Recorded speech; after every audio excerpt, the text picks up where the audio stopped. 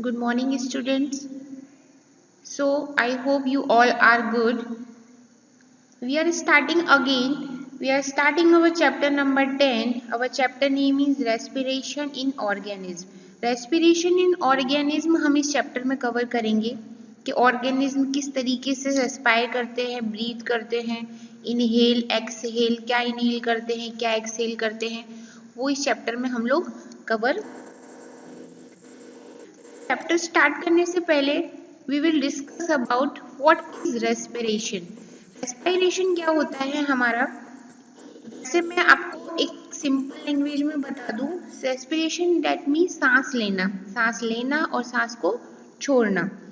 But एक तरीके से इसकी डेफिनेशन में बोलूं तो respiration is the biological process in which food is utilised to produce energy is called respiration.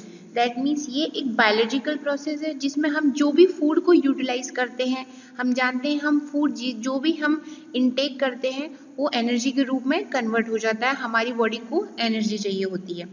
और मैं आपको बता दूं कि during respiration it is mainly the carbohydrate which is oxidise to produce energy. इसमें कार्बोहाइड्रेट हमारा ऑक्सीडाइज होता है और प्रोड्यूस करता है energy. This can be a, जैसे कि कार्बोहाइड्रेट के साथ मैं आपको बता दूं उसमें ऑक्सीजन और हमारा एंड प्रोडक्ट निकलता है carbon dioxide, water and energy. ठीक है, ये तो एक ब्रीफ इंट्रोडक्शन था रेस्पिरेशन के बारे में। Now we have all living things respire. Respiration is a process, जैसा कि मैंने आपको बताया, includes breathing. The movement of air in out of the body and vice versa. In होती है, हम सांस लेते हैं, सांस को छोड़ते हैं, वो एक पूरा प्रोसेस है। For example, animals such as earthworm breathe through their skin. Fishes use gills for breathing. Plant exchange gases through tiny pores called stomata, which are present mainly in the surface of the leave. देखिए हर एक living organism respire करता है, हम human being respire करते हैं, उसी तरीके से जितने भी लिविंग बीइंग्स हैं वो रेस्पायर करते हैं। फिश गैस के थ्रू करती है, ठीक है, स्नेक्स वगैरह अर्थवर्म हमारी वो स्किन के थ्रू करती है, प्लांट्स जो होते हैं स्टोमेटा के थ्रू गैसेस को एक्सचेंज करते हैं। ठीक है, तो वो किस तरीके से रेस्पायर करते हैं वो इसमें लिखा हुआ है। Students, next we have a aerobic and anaerobic respiration. बहुत इंपॉर्टेंट टॉपिक है आपके लिए, इसमें डिफरेंस बिटवीन आता है एग्जाम में कि differentiate between aerobic and anaerobic respiration. ठीक है, मैं आपको बता दूं कि एरोबिक रेस्पिरेशन होता है जो ऑक्सीजन की प्रेजेंस में होता है, एनारोबिक रेस्पिरेशन होता है जो ऑक्सीजन की एब्सेंस में होता है। आपकी वर्कबुक में बहुत अच्छे से डिफरेंशिएट करा हुआ है ये और लिखा हुआ है। तो हम पढ़ते हैं, how is the energy stored in food release to be used by the body.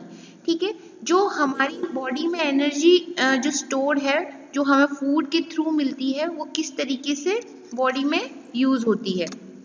देखिए हम जानते हैं हमारी बॉडी में हम लोग खाना हमने कंज्यूम किया, वो हमारी बॉडी में एनर्जी प्रोवाइड करी कार्बोहाइड्रेट के रूप में, प्रोटीन के रूप में। ठीक है, ब्लड में हमारा ऑक्सीजन होता है, ब्लड के साथ हमारा ऑक्सीजन बाइंड होता है जिससे हमें एनर्जी मिलती है।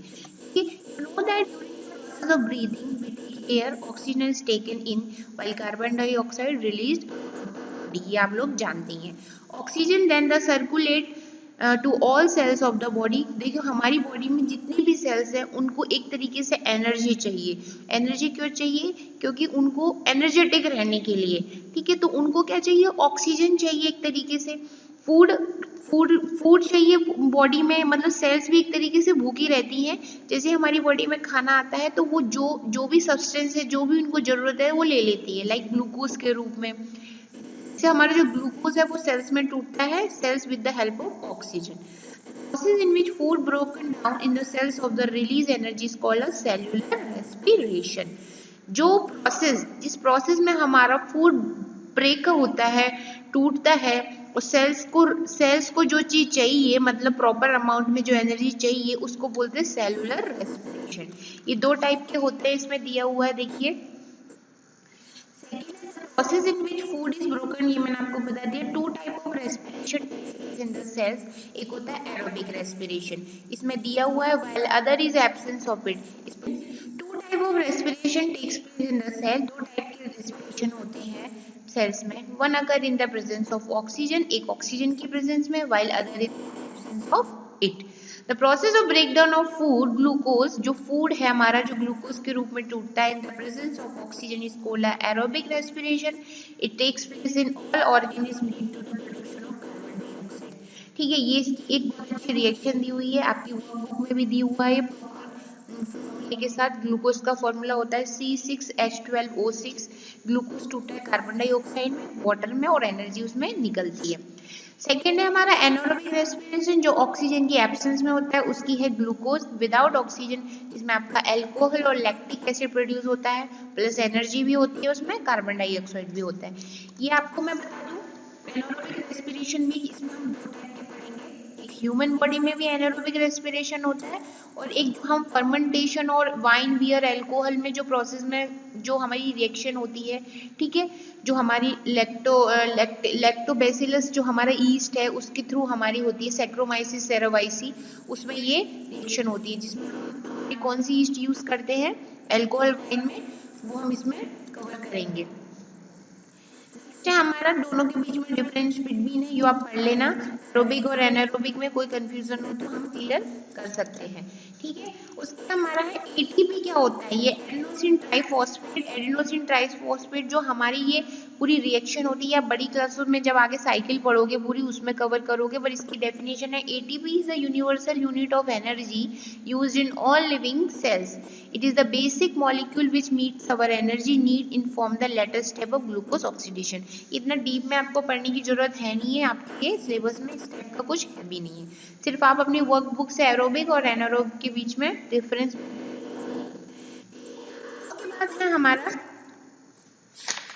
उसके बाद है हमारा east perform the process of anaerobic respiration. मैंने आपको बताया था एक ईस्ट होती है हमारी सैक्रोमाइसिस सेरेवाइसिस, जो वाइन बियर फर्मेंटेशन में यूज की जाती है।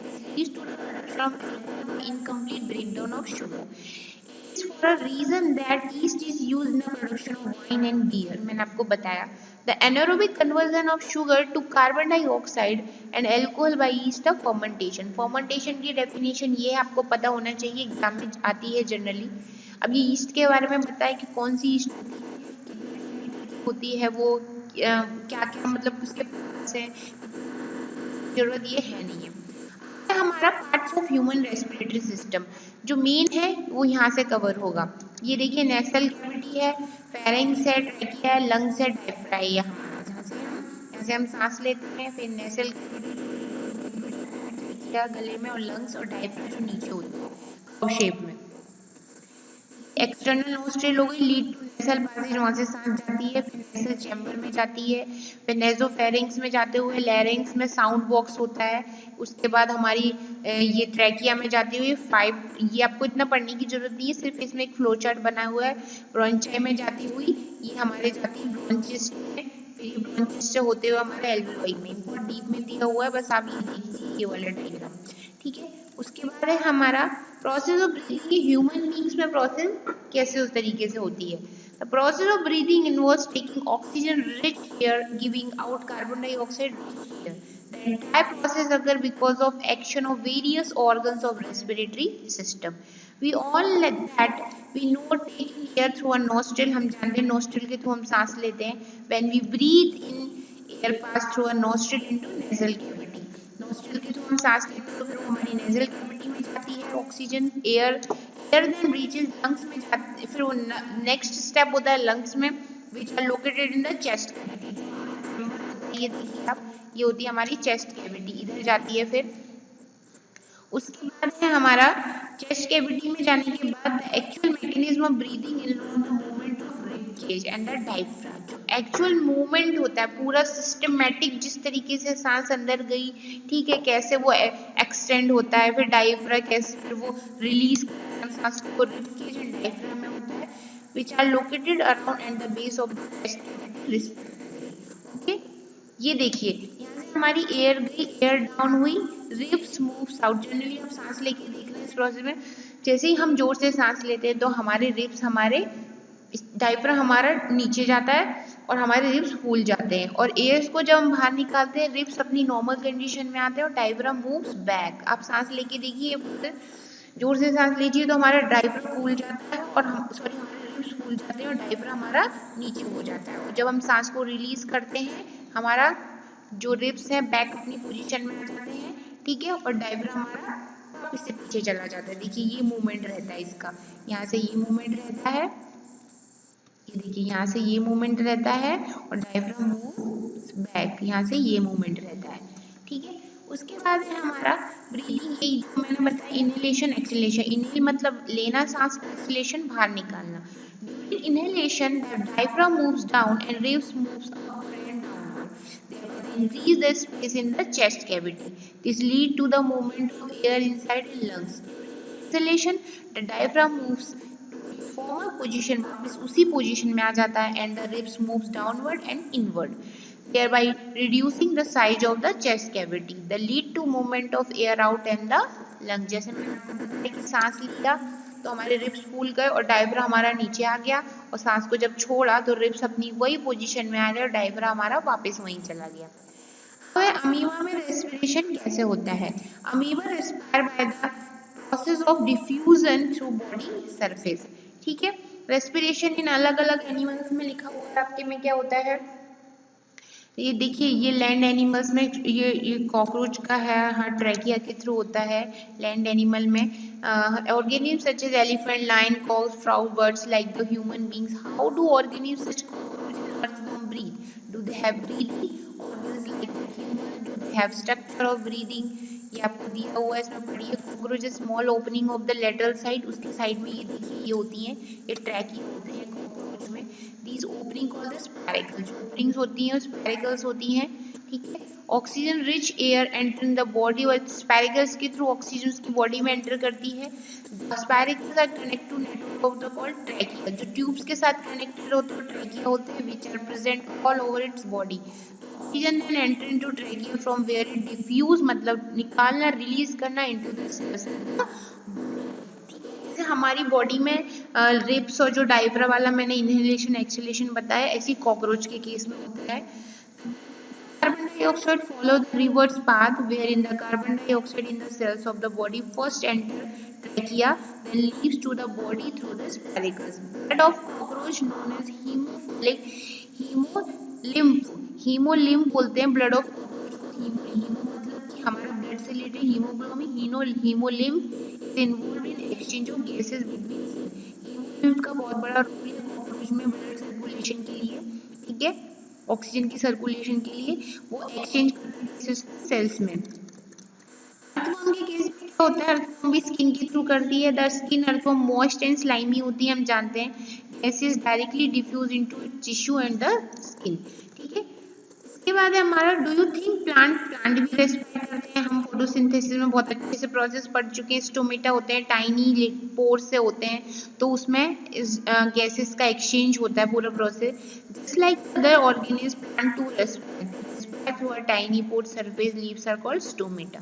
ऑक्सीजन उसमें एंटर होती है, पोर्स खुलते हैं, while carbon dioxide leaves plant through the leaves निकलती है, ठीक है। उसमें क्या है, स्टोमेटा देखिए डायग्राम बना हुआ है, स्टोमेटा का छोटे छोटे पोर्स होते हैं।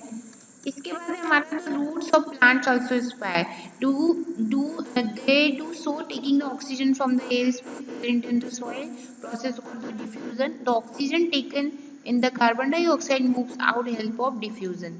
The type of exchange gaseous exchange takes place in the younger root only.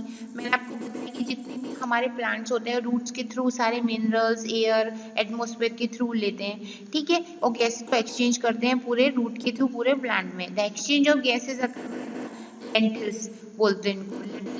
The lentils are the thin wall loosely arranged cell and intercellular, अंदर की cells होती है space exchange, ठीक है। इसका डायग्राम रूट हेयर सेल हो गई, root hair हो गया, हेयर स्पेस हो गया, ये ठीक है। ये हमारी एक पीडीएफ डाउनलोड हो गई है, मतलब पीडीएफ के थ्रू मैंने आपको पूरा ये चैप्टर समझा दिया है। एक बार वर्कबुक पढ़ेंगे और मैं आपको एनसीईआरटी के थ्रू भी ये चैप्टर को एक बार डिस्क्राइब कर देती हूँ। ये देखिए स्टूडेंट्स, आपका एनसीईआरटी का ये चैप्टर है रेस्पिरेशन इन ऑर्गेनिज्म। मैं आपको इसमें बता दूं क्या क्या पॉइंट है। रेस्पिरेशन क्या होता है, इसमें दो टाइप के रेस्पिरेशन होता है, ठीक है। Cellular respiration, aerobic and anaerobic, बहुत अच्छे से दिया हुआ है विद द रिएक्शंस, ठीक है, जैसे मैंने आपको बताया था। उसके बाद है हमारा ब्रीदिंग क्या होती है। ब्रीदिंग होता है। हाँ, ह्यूमन के केस में भी एनारोबिक रेस्पिरेशन होता है, ये हम थोड़ा सा पढ़ लेते हैं। ये देखिए, ईस्ट के बारे में मैंने बता दिया। अब हमारी मसल सेल्स, इसमें क्या होता है, जब आप ज्यादा एक्सरसाइज या वर्कआउट कर लेते हैं तो आपकी मसल्स पेन करने लग जाती है। आपने कभी कभी देखा है ड्यूरिंग हैवी एक्सरसाइज और fast running. Our muscle cells can also रेस्पिरेट anaerobically. देखिए, एनारोबिक रेस्पिरेशन हमारी बॉडी में भी होता है। ये एक बहुत बड़ा कंफ्यूजन है जो आपको, मतलब जनरली आप ये पूछेंगे कि मैम एनारोबिक रेस्पिरेशन आपने पता है कि ऑक्सीजन की एब्सेंस में होता है, बट एनारोबिक रेस्पिरेशन ह्यूमन के केस में भी होता है in case of when you do a heavy exercise और the fast running like cycling, walking, many hours, heavy weight lifting. ठीक है, अब इसमें लिखा है कि डिमांड फॉर एनर्जी, हमारी बॉडी को आपने देखा है ज्यादा हैवी एक्सरसाइज और वर्कआउट करने के बाद हमको ऑक्सीजन की बहुत जरूरत होती है, हमारी सांस फूलने लग जाती है। Supply of oxygen to produce the energy is limited. Then the anaerobic respiration takes place. जब बॉडी में ऑक्सीजन की हैवी वर्कआउट करने के बाद ऑक्सीजन की कमी आ जाती है तो मसल्स को और जरूरत होती है। तो मसल्स में से वो वाला प्रोसेस होता है एनारोबिक रेस्पिरेशन, मतलब कि हमारी बॉडी में ऑक्सीजन की कमी हो गई तो वो बॉडी में कौन सा प्रोसेस हो गया, एनारोबिक रेस्पिरेशन। इसमें एनर्जी चाहिए तो इसमें क्या हो गया, जो ग्लूकोज है हमारी बॉडी में मसल्स में, इन एब्सेंस ऑफ ऑक्सीजन वो प्रोड्यूस करता है लैक्टिक एसिड और एनर्जी, के केस में भी होता है। और हमारी जो वाइन और वियर के जो मैंने फर्मेंटेशन के प्रोसेस में बताया तो वो अलग एनारोबिक रेस्पिरेशन था, और ह्यूमन के केस में ये अलग एनारोबिक रेस्पिरेशन है। ये बहुत अच्छे से आपको एनसीईआरटी में दिया हुआ है। फिर इस केस में क्या करना चाहिए, have you ever wondered you got a muscles cramp after heavy exercise, आपको मसल्स में पेन होता है, दर्द होता है, स्ट्रेचिंग होती है। The cramps occur when you muscle cell respire anaerobically, ये जब होता है जब आपकी बॉडी में सेल्स में एनारोबिकली प्रोसेस होने लग जाता है, यानी कि ऑक्सीजन की सप्लाई धीरे धीरे कम होने लग जाती है हैवी वर्कआउट और एक्सरसाइज के through. The partial breakdown of glucose, वो धीरे धीरे ग्लूकोज टूटने लग जाता है एसिड में। ठीक है, of lactic acid causes muscles, जो दर्द इसीलिए होता है क्योंकि हमारी जहाँ जो मसल्स में लैक्टिक एसिड इकट्ठा हो जाता है और पेन क्रिएट करने लग जाता है। We get a relief from cramps after hot water bath and the massage, जब आप गर्म पानी या सिकाई करते हैं तो आपको थोड़ा रिलीफ मिलता है। कैन यू, इसमें ये लिखा हुआ ये वाला प्रोसेस था जो मैं आपको समझाना चाह रही थी। दो टाइप के एनारोबिक मैंने आपको बता दिए। वैसे सेल्स में सेलुलर रेस्पिरेशन दो टाइप का होता है, एरोबिक जो ऑक्सीजन की प्रेजेंस में होता है, एनारोबिक जो ऑक्सीजन की एब्सेंस में होता है। पर एनारोबिक जो रेस्पिरेशन है वो भी दो टाइप के होते हैं, एक ह्यूमन के केस में और एक फर्मेंटेशन के केस में। ह्यूमन के केस में जो होता है, जो लैक्टिक एसिड बॉडी में बन जाता है, क्रैम्प्स होते हैं, मसल्स में पेन होता है क्योंकि आपने ज्यादा वर्कआउट कर लिया तो ऑक्सीजन की कमी आने लग गई। और एक एनारोबिक रेस्पिरेशन फर्मेंटेशन के केस में होता है जो ईस्ट बाइंड और अपने बियर बनाने के काम आता है। मेन चीज यही था एनसीईआरटी में पढ़ने का, और सब चीज मैंने आपको बता दी। ब्रीदिंग रेट क्या होती है, times person breathe in a minute is breathing rate, जब मतलब एक नंबर ऑफ टाइम में आप कितनी बार सांस लेते हैं और सांस को छोड़ते हैं वो होती है ब्रीदिंग रेट। ठीक है, जैसे अनुलोम विलोम कपालभाति करते हैं ना, वही प्रोसेस है। आपकी एनसीईआरटी में क्या है, हाउ डू वी ब्रीथ, इसमें लिखा हुआ है। ठीक है, सांस लेते हैं, पढ़ते हैं, खेलते हैं, कहाँ का जरूरत है, कौन कौन सी एक्टिविटी में आप ज्यादा ब्रीथ करते हैं, बाद हमारा ये पूरा बना हुआ है। देखिए, रेस्पिरेटरी सिस्टम, सेल पासेस है, फेरिंग्स है, ठीक है, ट्रैकिया है, ओरल कैविटी हो गई, लंग्स हो गए, रिब्स हो गए। बाद है हमारा एयर डाउन, एयर डायफ्राम हमारा डाउन हो जाता है जब एयर अंदर आती है। ठीक है, और रिब्स ऊंचे हो जाते हैं, डायफ्राम नीचे हो जाता है। इसमें रिब्स वापस बैक हो जाते हैं, हम एक्सेलेशन करते हैं, डायफ्राम मूव्स बैक। ठीक है, हमारा कुछ इंपॉर्टेंट टॉपिक, कुछ एक्टिविटीज दी हुई, स्पाइरकस और ट्रैकिया मैंने बता दिया कॉकरोच के केस में, के केस में थ्रू। ठीक है, और उसके बाद है हमारा प्लांट्स के केस में मैंने आपको बता दिया है। सारे पॉइंट्स हमने कवर कर लिए। बहुत इंपॉर्टेंट टॉपिक है इस चैप्टर में, एरोबिक एंड एनारोबिक रेस्पिरेशन, जो हमेशा एग्जाम में आता है। ये आपको कोई भी कंफ्यूजन हो आप मुझे मैसेज ड्रॉप कर देना, मैं आपको क्लियर कर दूंगी। Thank you.